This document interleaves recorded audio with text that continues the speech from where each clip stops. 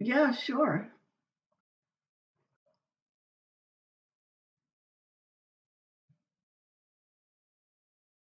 Thank you for having me.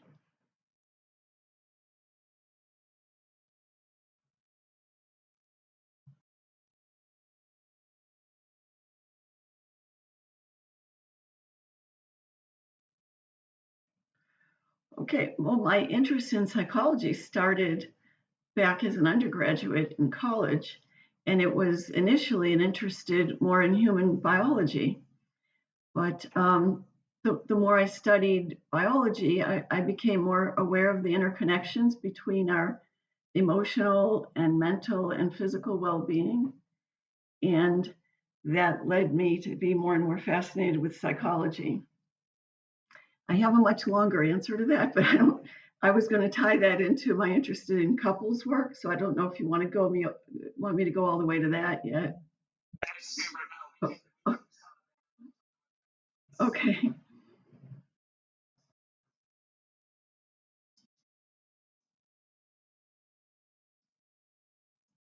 Yes.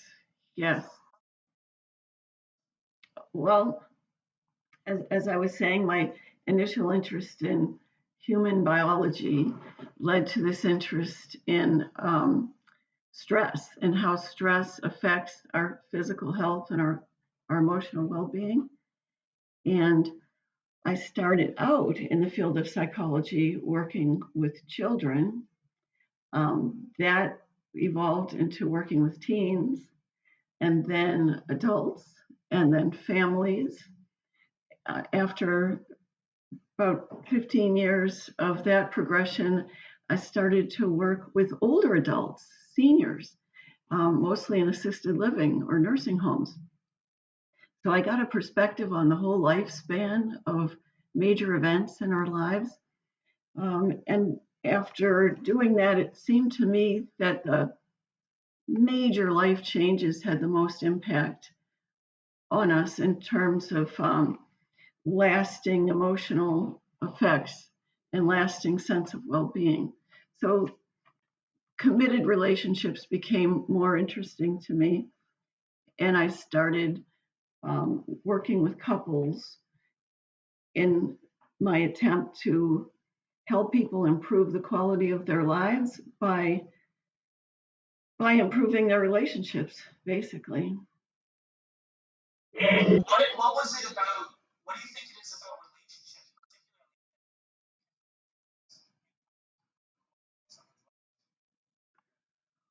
Well, I think there's two answers to that. One is that our relationships help us understand who we are, what we're about, what is important to us in our lives, and the second is that the quality of our lives is very much affected by the quality of our relationships, not just the committed couple relationships, but all of them: parent, child, coworkers, friends. I, I'm particularly interested in couples work because for me, as a clinician, that's the most challenging work. So the interest in the benefits of doing couples work sort of overlapped with enjoying the challenge of it. So right now we're doing couples, and it's really about the challenge.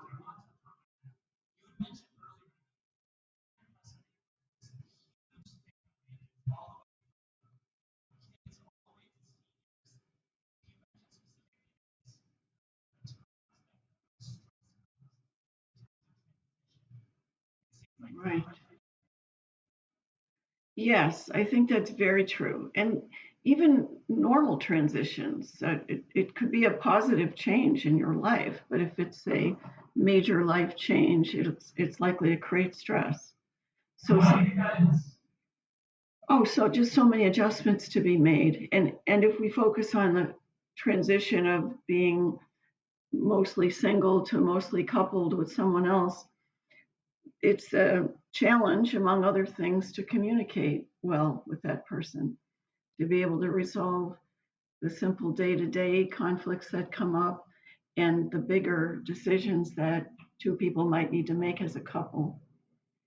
things such as where do you live, what's your lifestyle, what what do you prefer in terms of habits, such as are you a spender or a saver? Do you like adventure? Do you like stability? There are just so many aspects of who we are that are very different from one person to the next, even if we're very compatible. You know, in terms of living together, two people might be very compatible, but they can still have some differences that need to be worked out through communication.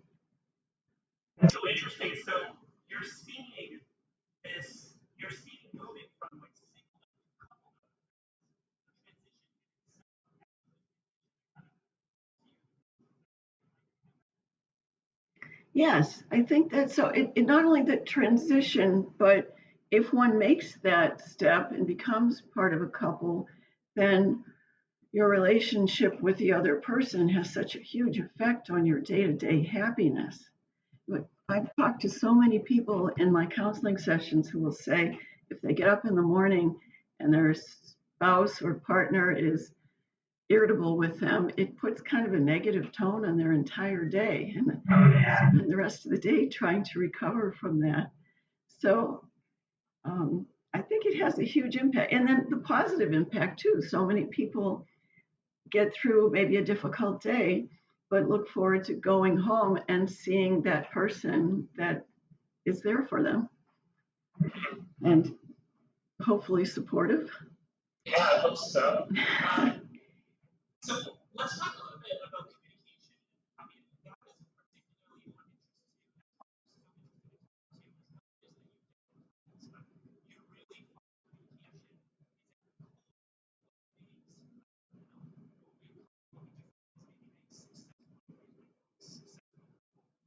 Sure. I think there are numerous communication barriers. The one which is the most difficult to identify for many couples is the fact that even if both people speak the same language, as in two English speakers, the same words might have completely different meanings for the two of us. And so you can't, especially in the beginning of a relationship, you can't really assume that what you're hearing is what the person intended to say to you. Um, so that's one that I think is very, very often a barrier. I have about six others if you'd like me to go through the list.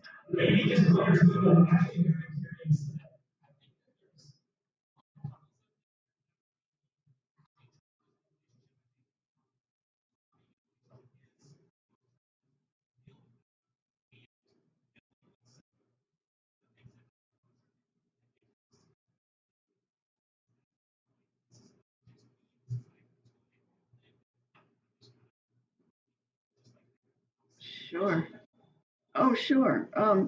Another very common barrier for couples in today's busy times with kind of a challenge to just get everything done.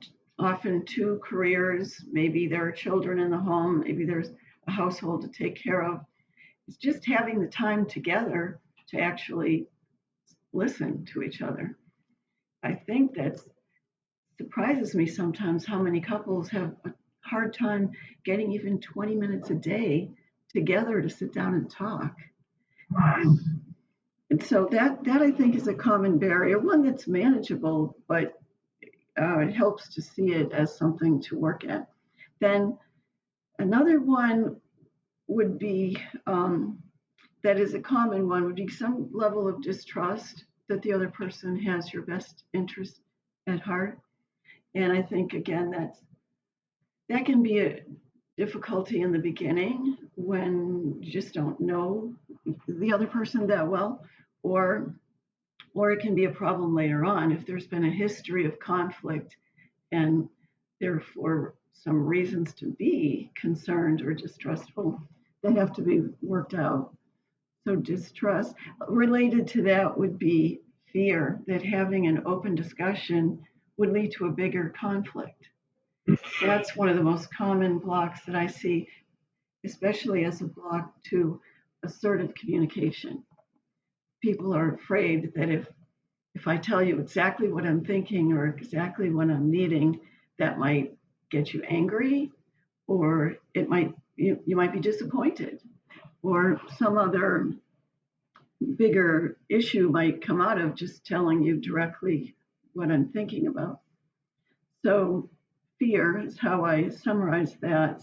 Um, and sometimes that fear comes from a history again of having discussions that led to more conflict, and then one person becoming either judgmental or critical or in other ways hurtful to the person that was trying to be more open.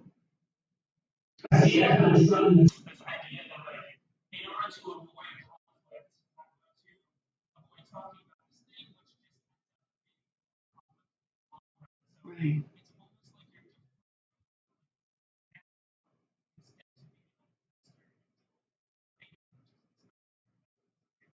Right. That is so true.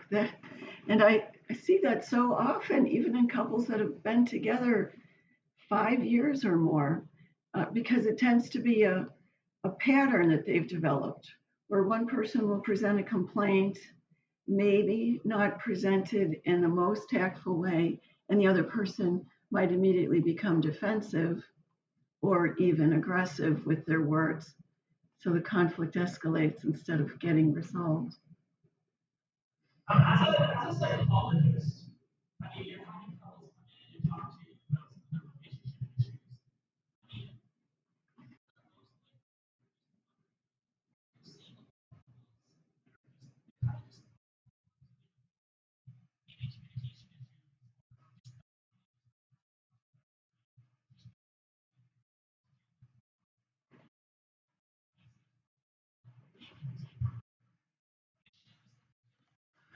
Oh, no, I think you're right. There usually are deeper issues, and it usually becomes a problem when the form of the argument is the issue.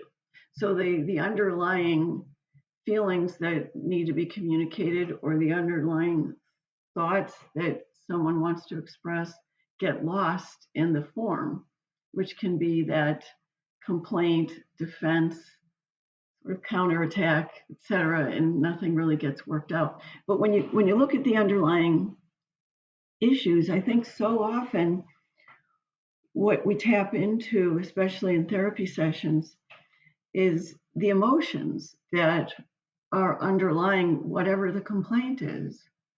And when I look at the emotions and I try to guide people in communicating those underlying emotions, I do find three levels of emotion um, that it's helpful for people to become more aware of. The surface level that I think most people will recognize right away are what I call secondary emotions, and that includes frustration, anger, or even numbness. I do have clients that say when their partner presents a complaint to them, they get so distressed, they just feel cold and numb. They're not even aware of any other emotion, it's just a physical numbness. So those are secondary level emotions. But underlying those are what I call the primary level emotions. And those include sadness, fear, disappointment, maybe sense of failure, all the more negative, vulnerable sorts of feelings. And I can usually guide people towards expressing those feelings with each other, which opens up communication in a much better way than those secondary level emotions of anger and frustration. Um, so that's when you talk about different levels. Now, even beneath those primary level emotions, what I think is the most important level to eventually get to, and those are the basic needs that all of us have, and we're usually not even aware of it. But if you think about it, most people can identify with them. And those basic needs are simply the need to feel loved, to be heard, and to know that you're important to your partner.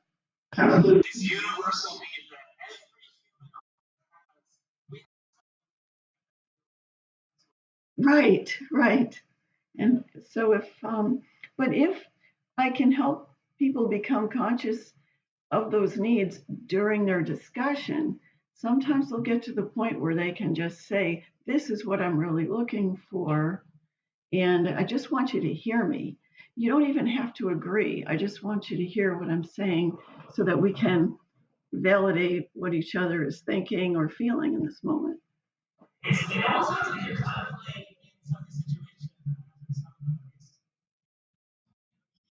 Yes, sure. Yeah. I see my role very often as just guiding the conversation and helping each person open up and express what it is that they really need to say to the other and also learn how to listen to the other one. So that is a big part of our role as therapists.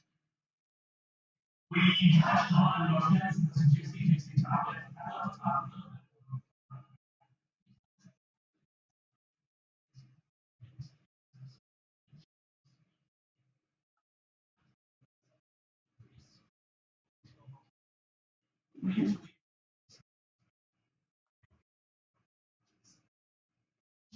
Yeah.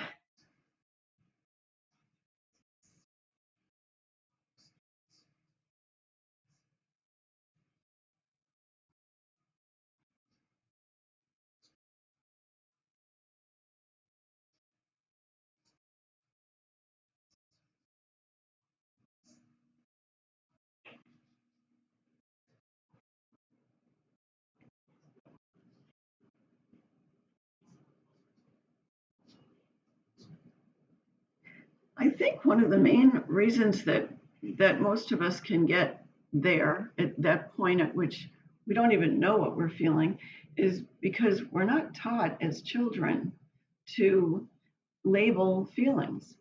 It, it it's not something that one is born with. I mean, we're born with the capacity to have emotion, but we don't know what to call them or how to distinguish them unless somebody labels them for us and validates them for us. And so I think that that's the beginning of that problem during childhood, the lack of some kind of guidance with understanding our own emotions.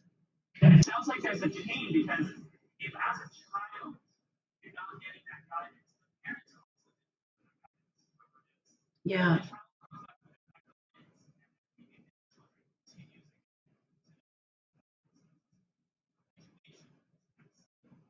yes, that's true. That cycle perpetuates frequently, and but it can change if any generation along the line makes a conscious choice to change that.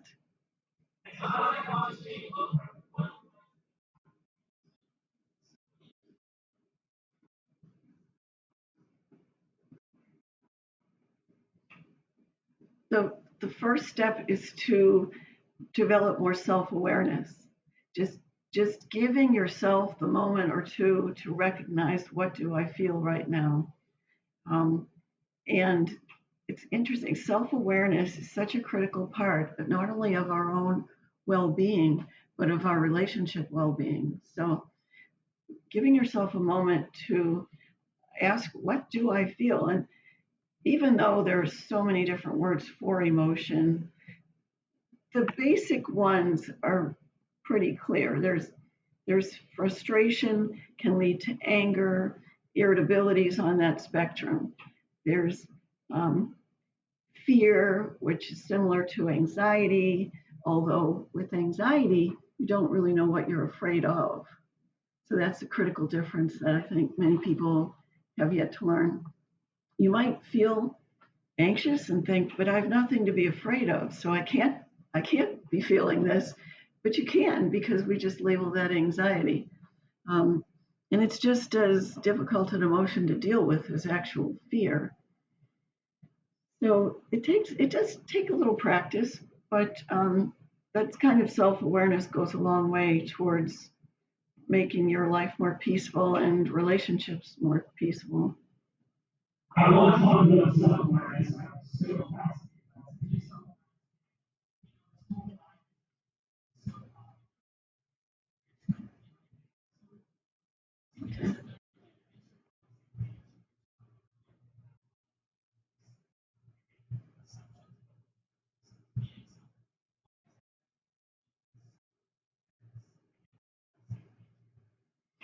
I would define self awareness as the ability to pay attention to your own thoughts, emotions, actions, and ways of relating to other people. You can develop that ability by asking yourself, are people perceiving me the way I'd like to be perceived? Am I communicating with people in the way that I'd like to be communicating? And if you still feel at a loss for answering any of those questions, maybe look back at your own upbringing. What was the communication style in your home, between parents and children in the home, or between the two adults in the couple in your home? And then also consider your own current coping skills, because knowing how we cope is part of being aware of ourselves. In other words, for example, the problem with overeating is because so many people cope with stress by eating too much. So if they recognize that, they might be able to tune into the fact that they're feeling anxious or stressed and develop another way to cope with that. Um, and also to think about, do the coping skills that I have now work for me? Do they relieve the anxiety in a reasonable amount of time and make my life better rather than making it worse? What I would suggest when doing that, when developing that self-awareness, try to be compassionate towards yourself. I have seen individuals trying to gain self-awareness and end up becoming more self-critical, thinking, no, I'm not communicating the way I'd like to. I'm not perceived the way I want to be perceived, and that can become a very self-critical thought. But it is a skill that can be developed. And if you're patient with yourself as you think about what your current coping skills are and what your current perceptions are, then you might be able to change those over time. And understand that you have the emotions that you have and the skills that you have, whether they're good or bad, for reasons, usually based upon how you were raised or what your earlier life experiences were, or maybe even traumas in your life. So everything is there for a reason. And that's what I encourage people to be aware of so that you can be self-compassionate when you're going through this exercise.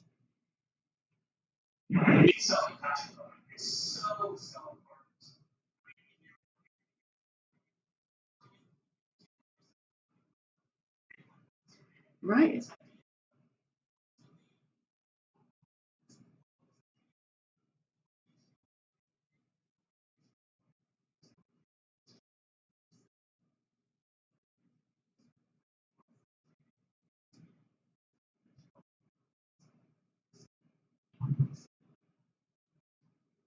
Yes, yes. And if you do become more self-critical, all that does is spiral in a more negative way. The self-blaming can lead to guilt, can lead to frustration, and it doesn't take you in the direction that you want to go. So it's harmful and it really is not helpful. That's different from the self-awareness, which is just realistic and saying, these are my strengths, these are my weaknesses. The weaknesses are things I would like to work on in order to improve in those areas. That's a positive way of framing it. But I think, I don't know what else to say about self-awareness.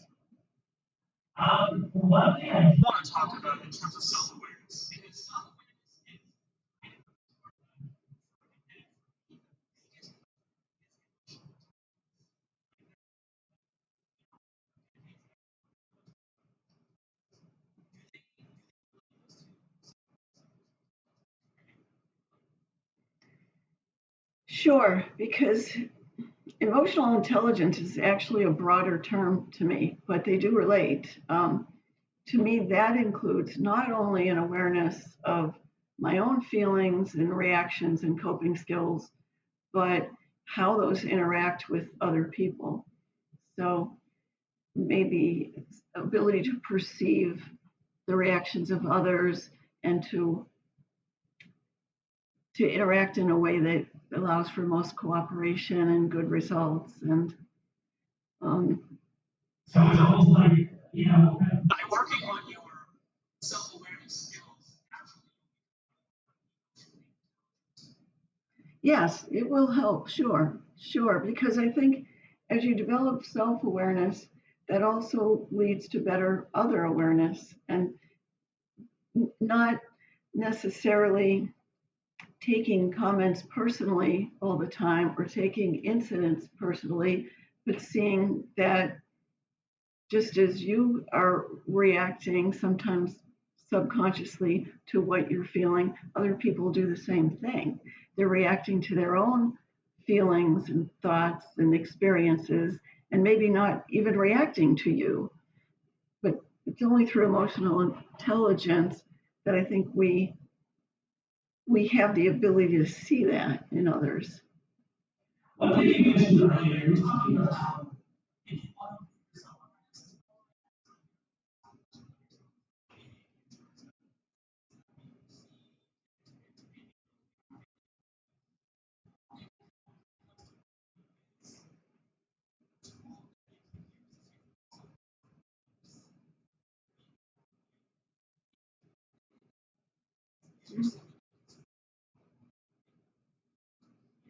Mm-hmm. Mm-hmm. Yes, if I would say if you're going to try that, ask people that you can trust to be considerate of your feelings. Being I definitely wouldn't just put that question out there to coworkers or even our acquaintances, but be careful. Ask people that know you well enough to know um, maybe know your vulnerabilities already so that they can be sensitive to that, and they've shown some sensitivity in the past to those areas. Yeah, because definitely, I really got to think about my own life. So people that are close to me. Yeah, maybe not a good idea.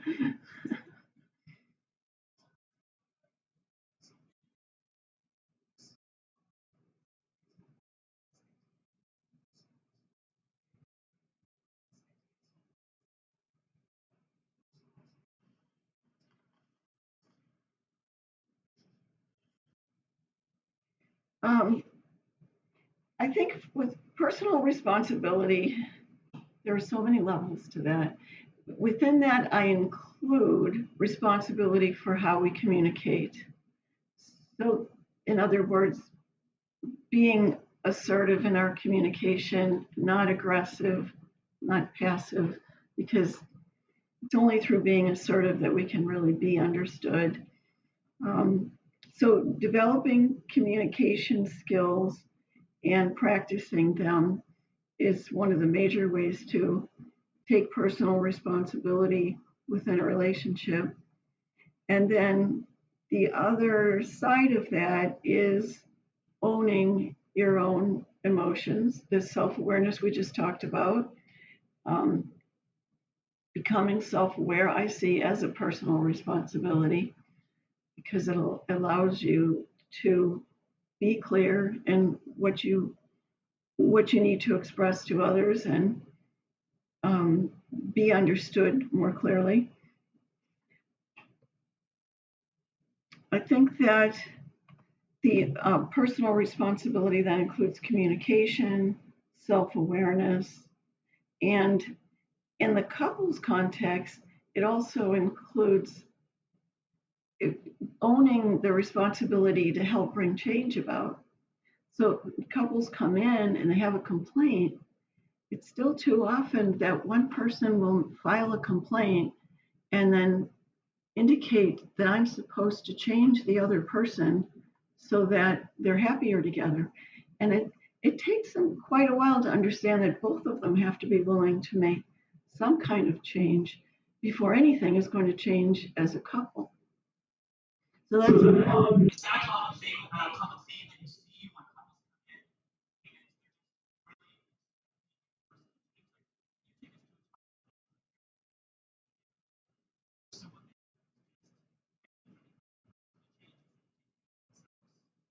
sure.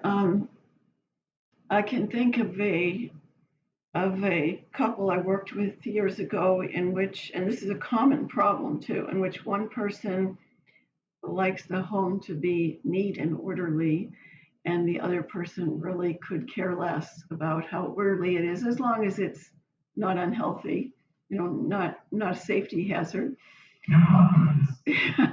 Right, that's one standard. So I see huge differences in what I consider that a lifestyle issue. It's just a difference. There's no right or wrong, but people have preferences. And usually it's the one who likes the home to be more neat and organized will come in and present that as the only way a person should be and suggest that there's something wrong with the other one if they aren't that way also. But I have to get across to them that it isn't really the only way. The only thing that actually matters is that the two agree on whatever standards they have in their own home, and that the only way they're going to come to an agreement is by finding some kind of middle ground compromise through communicating about it. So I think it has been difficult though for some of those individuals that insist that things be a certain way. It's hard for them to sometimes even imagine things can be a different way and that can be okay for everyone. You mentioned this term assertive communication. I just want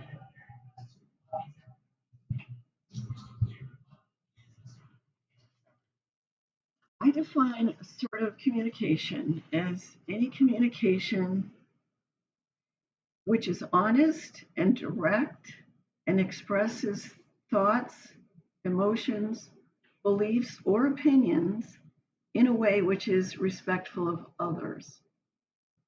It's distinct from aggressive speech in that it does not involve any blaming, threatening, or shaming of others. And one more aspect to it, it's distinct from passive aggression in that it does not involve feigning agreement just to keep the peace and then not following through on that agreement. there's a word that comes to my head when you say that. It's authenticity.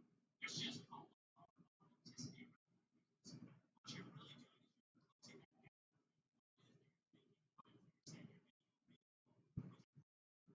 You're being just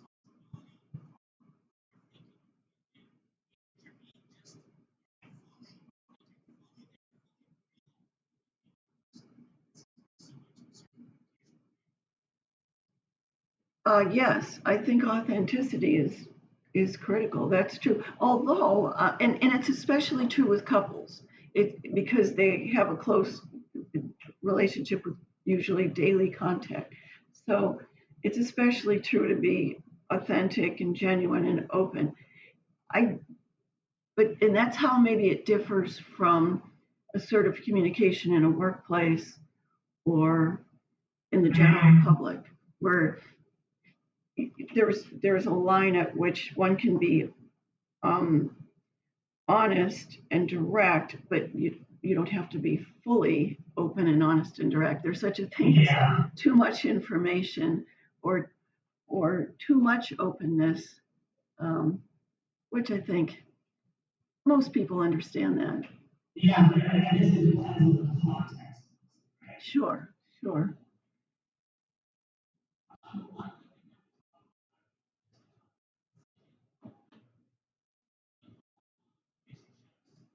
Mhm.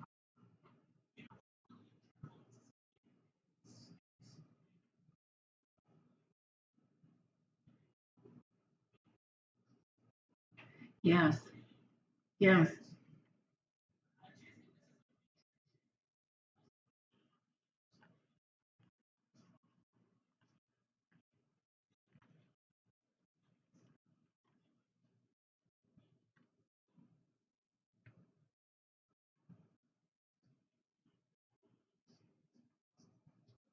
Mm-hmm.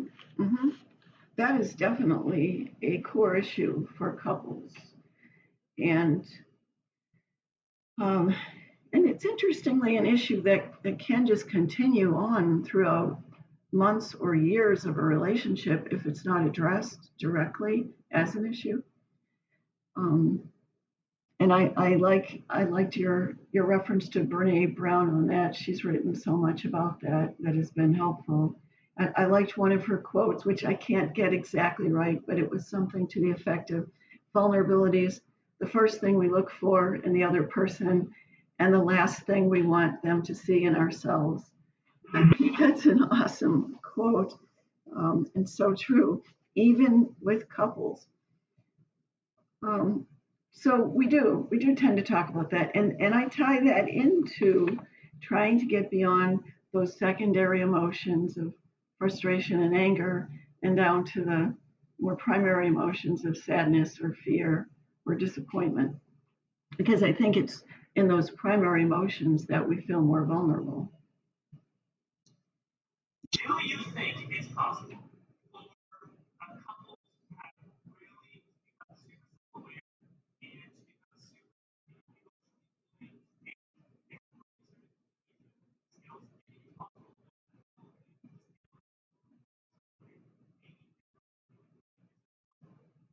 No, no, because I mean, never fight, sure. That's possible depending on how you want to define fight. If that means aggressive, if, pardon me? Yeah, yeah, because I mean, but there would always be some degree of arguing because life changes constantly. So there's always going to be some new circumstance to adjust to. And again, being two different people, there will probably be differences in how you adjust to any change in your life situation. And the only way to work out compromises or solutions is to communicate, which might seem like arguing. I guess you have to define arguing, but there would definitely.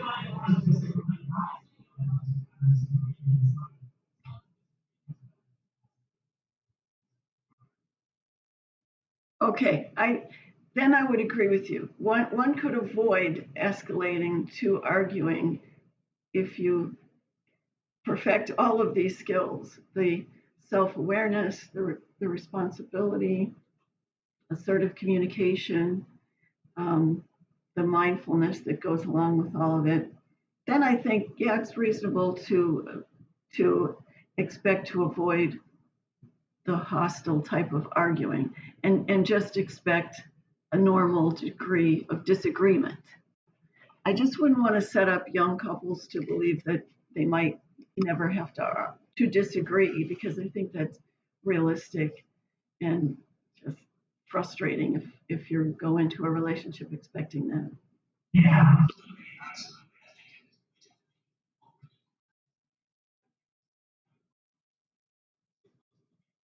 Right.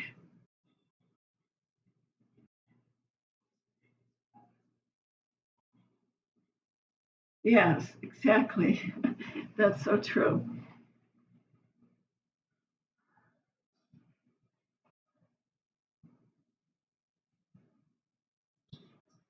Hmm.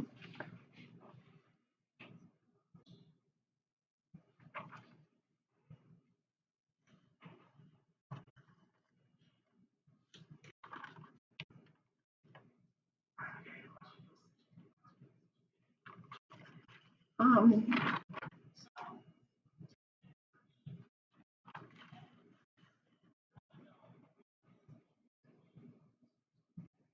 okay, there are a few different ways they could connect with me. They could read my blog on Psychology Today, which I can read out. I suppose you got it. Okay. Oh, thank you. Okay, great. That would be one way. Another way I'd love for people to follow me would be on Instagram. And I'm on Instagram as D Grande Therapy, which is also part of my Gmail address. So um, I could spell that out if you'd like. But okay, it's DGRANDE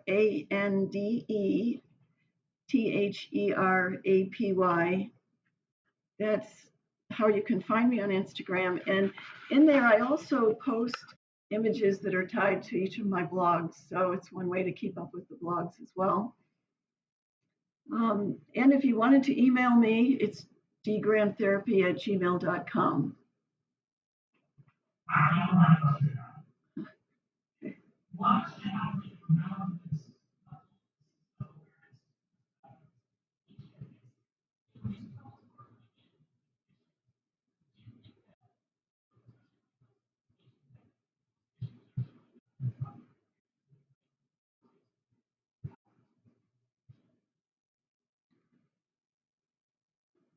Sure, communication issues would affect them in other areas of their lives too. Very often in their work relationships, because someone who has difficulty being assertive usually has that difficulty in various different relationships. And I think it's equally to one's benefit to develop more assertive communication for all of those contexts. So, yeah, I'd say there's definitely an overreaching there.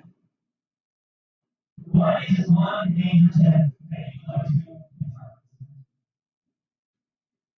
When you're talking in the context of couples and improving relationships, I think it helps to accept that it's going to take some effort. It, it's don't expect it to be easy. Don't expect it to happen quickly. It'll probably take having the same conversation over and over again, hopefully improving on the form of the conversation over time, and eventually getting to some kind of better understanding of each other and ideally even resolution of most of the problems. Along those lines, I would add that not all of the problems are solvable.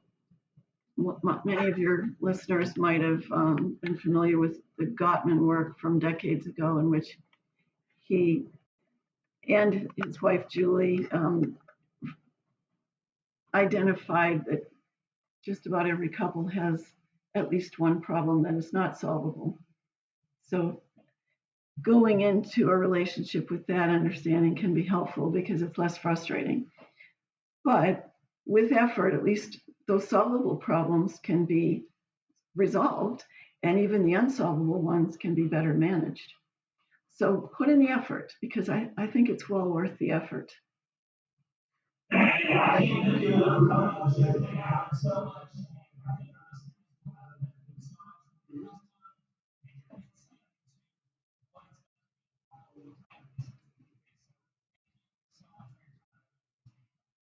You're very welcome. Thanks for having me.